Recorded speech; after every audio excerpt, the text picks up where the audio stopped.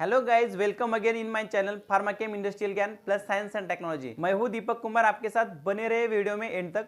दोस्तों, last video में हमने देखा कि पीपी एरिया क्या होता है, क्लासिफाइड नॉन क्लासिफाइड एरिया क्या होता है, पीपी एरिया का टाइप्स कौन सा होता है, पीपी एरिया का क्लास कौन से होता है, कौन से आईएसओ के अगेंस्ट पीपी एरिया को कौन सा क्लास डिफाइन किया गया है, इसकी जानकारी हमने ले ली। तो दोस्तों, आज हम जानते हैं कि एचवीएसी क्या होता है। पीपी एरिया में अगर आपने काम किया होगा तो एचवीएसी जरूर आपको मालूम होगा, लेकिन फिर भी आपने एचवीएसी कहीं ना कहीं तो देखा होगा। शॉपिंग मॉल में देखा होगा, बड़े से सिनेमा थिएटर में देखा होगा और बड़े बड़े हॉस्पिटल में जरूर देखा होगा। तो एचवीएसी होता क्या है, आइए जान लेते हैं। दोस्तों, एचवीएसी का पहले फुल फॉर्म जान लेते हैं। HVAC heating, ventilation and air condition. दोस्तों, इसमें H stand for heating. Heating क्या करता है, increase air temperature for maintain the temperature of air and relative humidity. अभी आपको लगेगा कि अरे एसी का काम करना है, फिर हीटिंग का क्या काम है।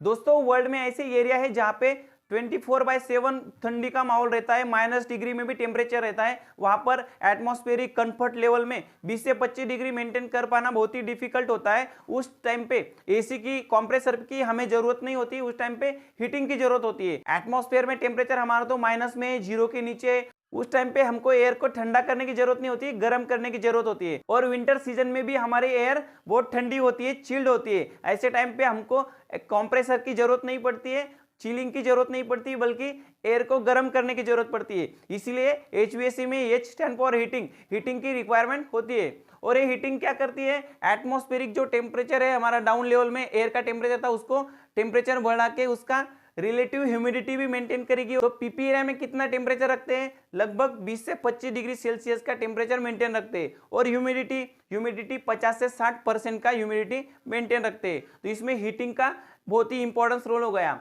उसके बाद है वी स्टैंड फॉर वेंटिलेशन। दोस्तों, आपके घर में खिड़की होगी, दरवाजे होगी और वेंटिलेशन के लिए आपका गैलरी भी होगा। वेंटिलेशन आपको सफोकेशन से बचाता है। उसके साथ साथ वेंटिलेशन क्या काम करता है, रिड्यूसिंग द ह्यूमिडिटी। एटमॉस्फेयर में अगर ह्यूमिडिटी ज्यादा होती है तो ह्यूमिडिटी को रिड्यूस करता है। उसके बाद में ओडर, पाउडर प्रोसेसिंग एक क्लोज एरिया होने के कारण वहां पर माइक्रो ऑर्गेनिज्म बनने की चांसेस ज्यादा होते हैं। उसमें आदमी की मूवमेंट भी ज्यादा होती है, तो वहां पर ओडर यानी कि गंदी स्मेल, गंदी बदबू आती है, तो वो वेंटिलेशन के जरिए हम उसको बाहर फेंक देते हैं। तो वेंटिलेशन में ओडर को रिमूव करता है। बाद में स्मोक, अगर वहां पे कोई धुआं है, डस्ट उड़ रही है, तो उसको भी रिमूव करने के लिए वेंटिलेशन की बहुत जरूरत होती है। उसके बाद में कार्बन डाइऑक्साइड की लेवल मेंटेन करता है। अगर क्लोज रूम है तो वहां पर CO2 की प्रमाण बढ़ जाएगा, ऑक्सीजन लेवल कम हो जाएगी। तो ऐसे टाइम में कार्बन डाइऑक्साइड को भी बाहर फेंकने में वेंटिलेशन की बहुत आवश्यकता होती है। और ये सभी कंपोनेंट एयर में अवेलेबल होने के कारण एयर से वो सभी कंपोनेंट बाहर फेंकने में वेंटिलेशन की सहायता होती है। उसके बाद में लास्ट 2 लेटर है एसी। एसी बोले तो अरे ससुरी का एसी में जॉब करता है, बहुत बढ़िया जॉब करता है।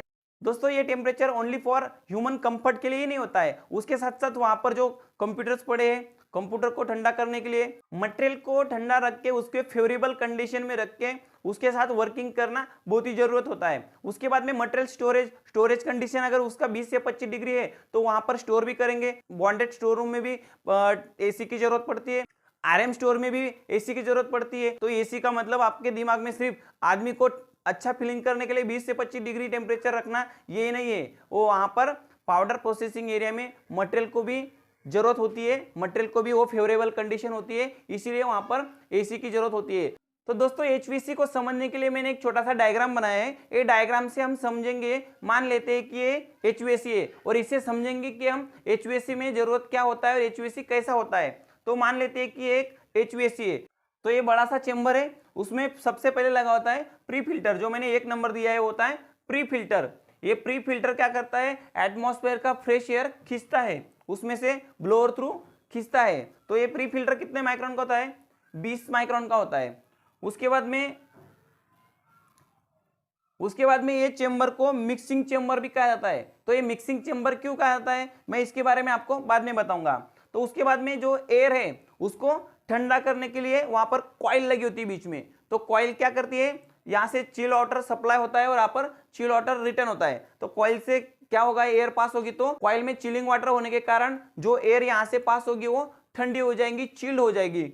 और जो भी चिल्ड हवा है वो आगे पास हो जाएगी, और हवा में जो भी मॉइस्चर था वो यहाँ पे ट्रैप हो जाएगा। दोस्तों, अभी आपको लगेगा कि एटमॉस्फेयर की एयर को ठंडा करके कंडेंस पानी कैसे इधर बचा रहेगा? तो दोस्तों एटमॉस्फेरिक एयर है उसमें लगभग 70 to 80% वाटर वेपर है। तो वाटर वेपर को जैसे ही हम ठंडा करेंगे तो वो कंडेंस होकर पानी के रूप में साइड में हो जाएंगे और ड्राई एयर आगे चली जाएगी। उसके बाद में दोस्तों ये 2 नंबर दिया है मैंने, वो है माइक्रोन फिल्टर। जैसे ही प्री फिल्टर 20 माइक्रोन फिल्टर से हवा फिल्टर होके अंदर आएगी, उसके बाद में वो जाएगी माइक्रोन फिल्टर में। माइक्रोन फिल्टर कितना माइक्रोन का होता है? 3 माइक्रोन का। तो यहाँ से एयर अपनी और फिल्टर हो जाएगी और प्यूरिफाई हो जाएगी। जो भी एयर में जो भी पार्टिकल्स है, जो भी फाइन पार्टिकल्स है और पार्टिकल्स है, एयरबोर्न पार्टिकल्स है, वो यहाँ पर ट्रैप हो जाएंगे। उसके बाद में एयर पास हो जाती है हीटिंग के लिए।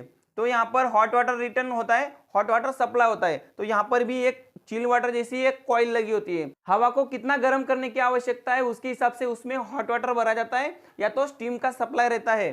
तो वहां से हवा पास होके वो गर्म हो जाती है। जितनी जरूरत होती है उतनी हवा को गर्म की जाती है। उसके बाद में वहां पे हाई ब्लोअर एयर फैन लगे होते हैं। सीधा हमारे आ जाती है हेपा फिल्टर में, जो 3 नंबर दिया है मैंने उसको। हेपा फिल्टर का कितना साइज होता है माइक्रोन का?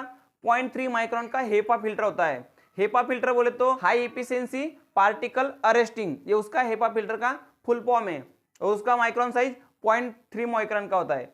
तो अभी fresh air HEPA filter through यहाँ तक आ गई है। तो उसके बाद में एयर कहाँ जाती है? ये जो दूसरा पॉइंट दिया है मैंने, एक दूसरे पीपी एरिया में जाएगा। तो मान लेते हैं कि एक पीपी एरिया का एक एयर रूम है। तो यहाँ से हवा जो एयर है वो HEPA filter through laminar flow में एटमॉस्फेयर में वो रूम के अंदर सर्कुलेट हो जाएगी। तो सर्कुलेट होने के बाद उसको कहीं ना कहीं तो जाने के लिए जगह चाहिए, तो होते हैं रिटर्न राइजर, जो 4 नंबर दिया है। तो अभी 4 नंबर पे क्या होता है? रिटर्न राइजर होते हैं जो 10 माइक्रोन के होते हैं। तो यहां से HEPA filter through air atmosphere में वो रूम में फैल जाएगी। उसके बाद में वो रिटर्न राइजर थ्रू रिटर्न यहाँ पर फर्स्ट फ्लोर में मिक्सिंग चेंबर में आ जाएगी। तो इसको इसलिए मिक्सिंग चेंबर बोलते हैं। इसमें क्या होता है? 70 to 80% जो एयर है वही के वहीं सर्कुलेट होती रहती है। HVAC में लगभग 20 से 30% ही फ्रेश एयर ली जाती है, जबकि 70 से 80% एयर जो होती है वहीं के वहीं सर्कुलेट होती है और बाकी उसमें से बची हुई 20 से 30% एयर ही हम वेंटिलेट करते हैं। ये क्यों? पीपीआरआई का टेम्परेचर ह्यूमिडिटी बने रहे, इसीलिए सब एयर टोटल फ्रेश लेंगे तो टेम्परेचर और ह्यूमिडिटी मेंटेन नहीं रहेगी। इसीलिए लगभग 20 से 30% ही वेंटिलेट करने के लिए हम फ्रेश एयर सक करते हैं और 20 से 30% एयर बाहर फेंक देते हैं। तो ये हो गया HVAC। अभी जान गए होंगे कि HVAC क्या करता है और उसका फंक्शन कैसा होता है। दोस्तों अभी जान लेते हैं कि जो फिल्टर है इनके कभी ना कभी तो क्लीनिंग करनी पड़ती होगी, खराब तो होते होंगे। तो प्री फिल्टर है जो कि सबसे स्टार्ट में लगे होते हैं फ्रेश एयर को फिल्टर करने के लिए। तो प्री फिल्टर 20 माइक्रोन के होते हैं और उनकी क्लीनिंग पर डे। दोस्तों ये क्लीनिंग फ्रीक्वेंसी आपके एसओपी के रिगार्डिंग अलग अलग हो सकती है, हर कंपनी का अलग अलग क्राइटेरिया हो सकता है, लेकिन जनरल क्लीनिंग की रिक्वायरमेंट बोली जाए तो ये pre filter per day cleaning की जरूरत होती है, जिसको 24 आवर्स में एक बार मिनिमम क्लीनिंग की जरूरत होती है और ये आपके एसओपी के हिसाब से अलग अलग हो सकती है। उसके बाद में माइक्रोन फिल्टर जो 3 माइक्रोन के होते हैं उनको पर वीकली और पर मंथ, अगर वीक में एक बार किए तो भी चलेगा, लेकिन मंथ में एक बार तो मिनिमम होने चाहिए।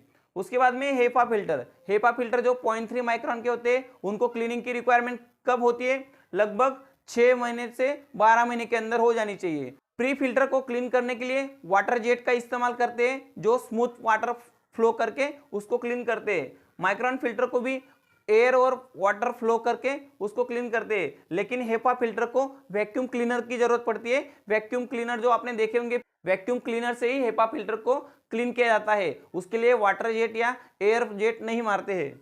लास्ट वन है रिटर्न राइजर को क्लीनिंग करने की कब कब आवश्यकता पड़ती है? लगभग पर वीक में एक बार करो या मंथ में एक बार करो या आपके एसओपी के हिसाब से।